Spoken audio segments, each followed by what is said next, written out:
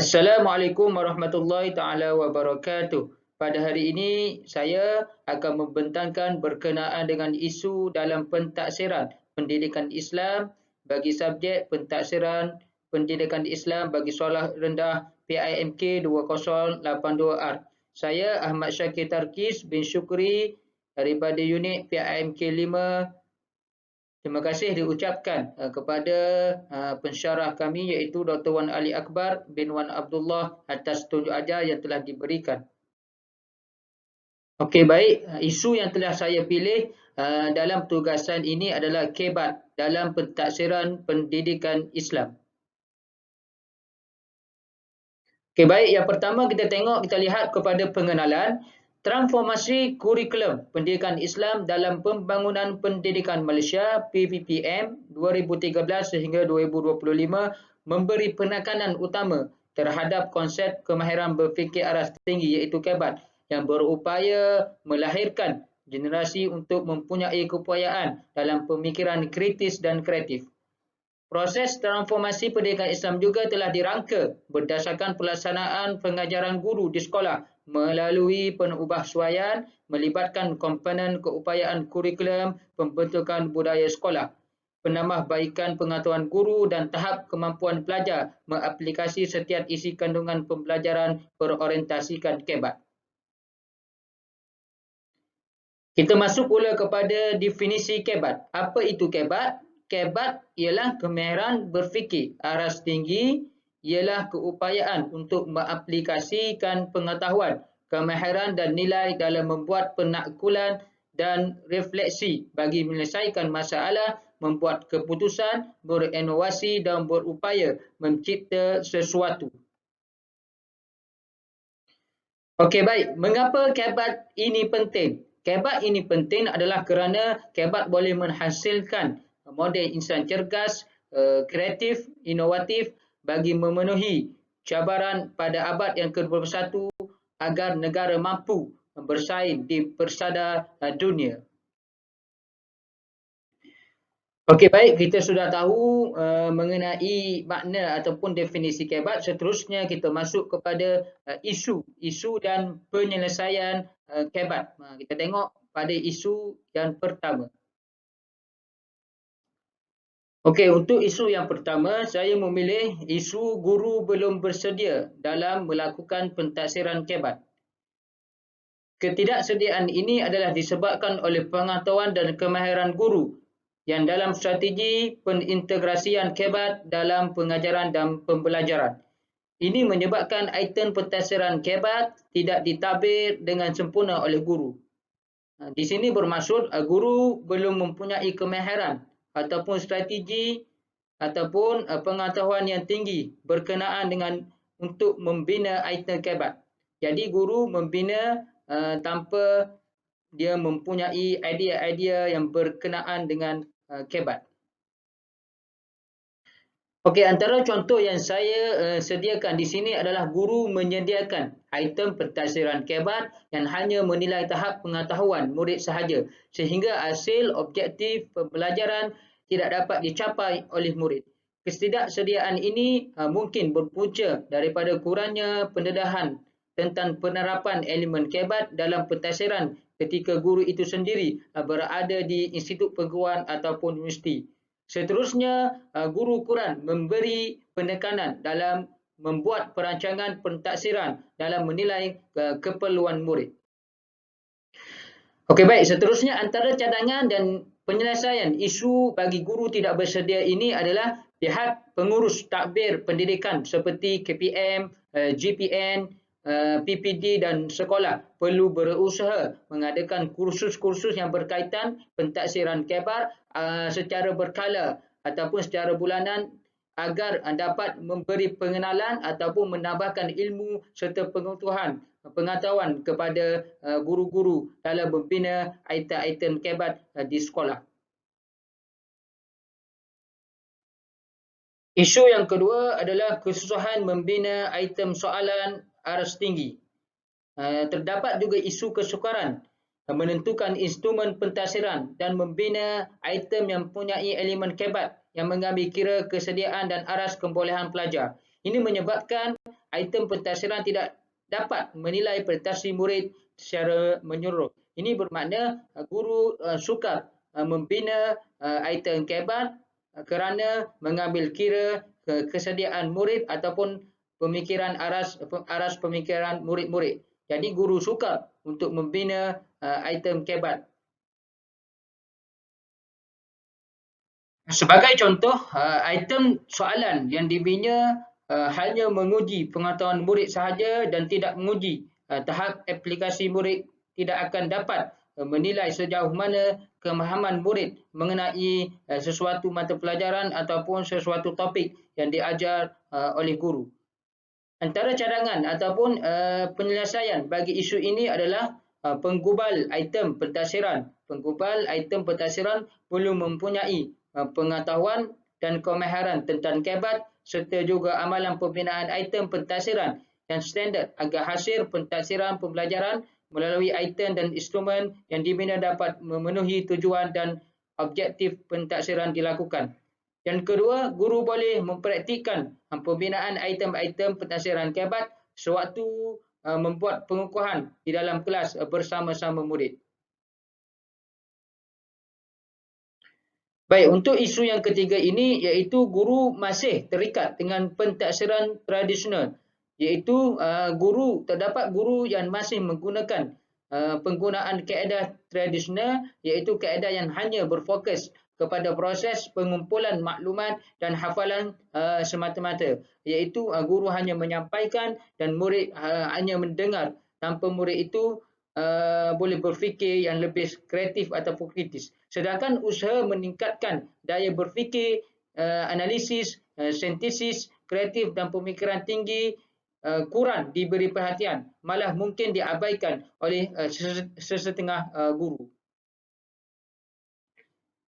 Sebagai contoh dalam isu ini adalah item pentadbiran yang disediakan tidak mendorong murid untuk berfikir secara mendalam tetapi mendorong murid untuk memberi maklumat itu semula. Pentadbiran kebat seharusnya perlu mencabar minda murid dengan menyelesaikan sesuatu masalah dalam kehidupan sebenar dengan mengaplikasikan pembelajaran daripada pelbagai disiplin ilmu. Antara cadangan ataupun penyelesaian bagi isu ini adalah yang pertama, menyediakan guru yang mahir menerapkan kemahiran berfikir aras tinggi, menyediakan kursus ataupun latihan terutamanya kepada guru-guru pelatih agar mereka mahir dalam item-item kebat. Seterusnya, guru sentiasa komited.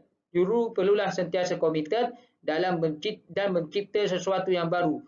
Pembincangan sesama guru bagi melaksanakan item kebat dalam persalinan dalam pentadbiran sangat penting bagi meningkatkan idea-idea yang bernas mengenai kebat.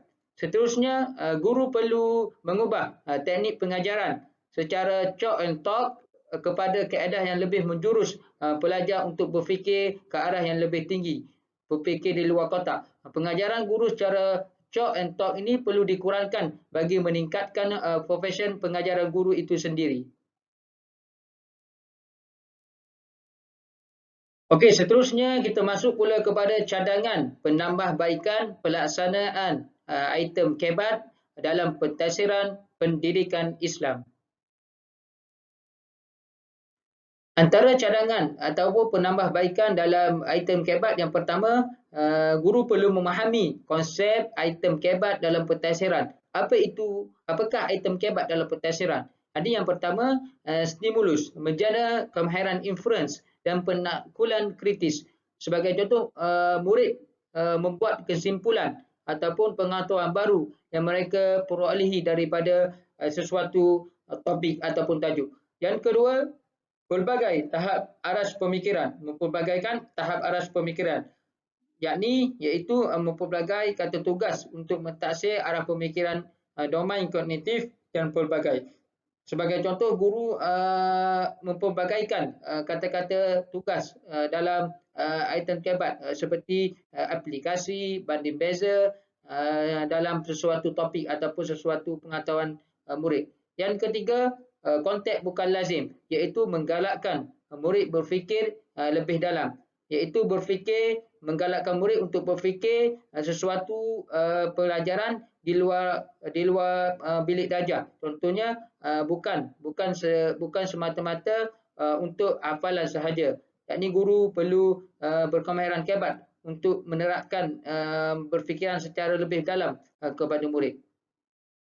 Yang keempat, situasi sebenar dalam kehidupan harian, iaitu guru perlu mencabar murid menyelesaikan masalah kehidupan sebenar dengan menggunakan pengetahuan dari pelbagai disiplin ilmu. Sebagai contoh, murid-murid menggunakan situasi kehidupan seharian untuk berfikir dengan cara kebat di dalam kehidupan seharian mereka.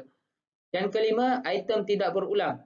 Item berbeza setiap tahap dengan menggunakan bahan yang tidak melampaui buku teks ataupun buku aktiviti. Contohnya, guru mempelbagaikan item kebat ataupun tidak berulang item kebat pada tahun-tahun yang berikutnya.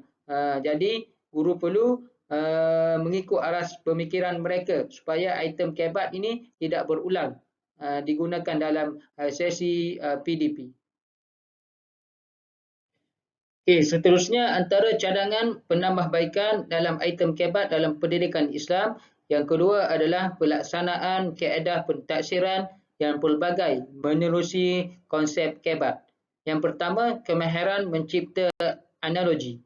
Mencipta perumpamaan atau analogi memerlukan kefahaman yang sepenuhnya dalam kandungan ilmu kerana menghubung kaitkan kandungan ilmu dengan situasi semasa, memerlukan keupayaan menganalisis dan mengaplikasi yang tinggi di kalangan pelajar. Sebagai contoh, Ahmad apabila pergi berkemah. Ahmad berkemah di dalam hutan dan kemudian Ahmad mendapati ketiadaan air untuk bersuci. Jadi, guru perlu memberi analogi kepada pelajar ataupun murid bagaimana cara untuk bersuci jika ketiadaan air. Jadi di situ murid akan membuat analogi dan berfikir secara aras tinggi. Yang kedua adalah kemahiran membuat kategori. Memerlukan keupayaan pelajar ataupun murid untuk membina kefahaman tentang perbezaan yang wujud dalam sesuatu kandungan. Sebagai contoh, guru memberi tugasan kepada murid berkenaan dengan surah At-Takasur. Kemudian guru menyuruh murid untuk mencari ataupun membanding-bezakan antara alilam qamariyah dan alilam syamsiah, ataupun guru menyuruh murid mengeluarkan alilam syamsiah dan ataupun alilam qamariyah yang terdapat dalam surah At-Takasur. Kemudian yang ketiga, kemahiran simulasi. Metodologi untuk melaksanakan percubaan dengan memakai modul satu sistem nyata.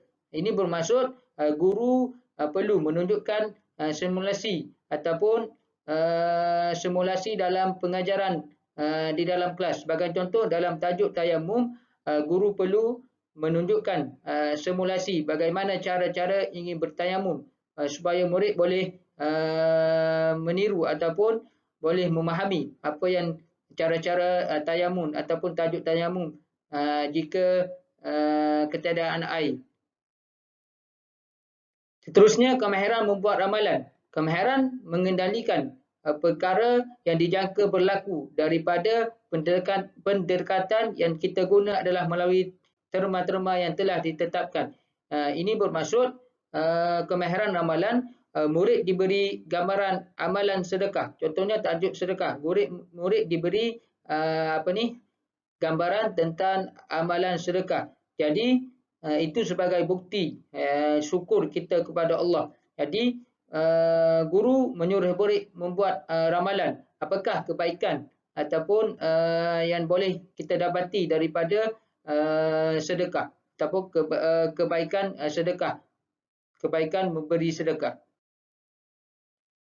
Seterusnya, yang ketiga, antara cadangan ataupun penambahbaikan item kebat dalam pentadsiran pendidikan Islam. Yang ketiga, konferen bersama ibu bapa tentang pengalaman kebat. Sebagai contoh, pihak sekolah boleh menjalankan perbincangan bersama ibu bapa tentang kepentingan mengamalkan kebat dalam pentadsiran. Ini akan membuktikan, akan mewujudkan akan mewujudkan kerjasama antara sekolah dan pihak ibu bapa dalam mengamalkan item kebat dalam pentadsiran di sekolah.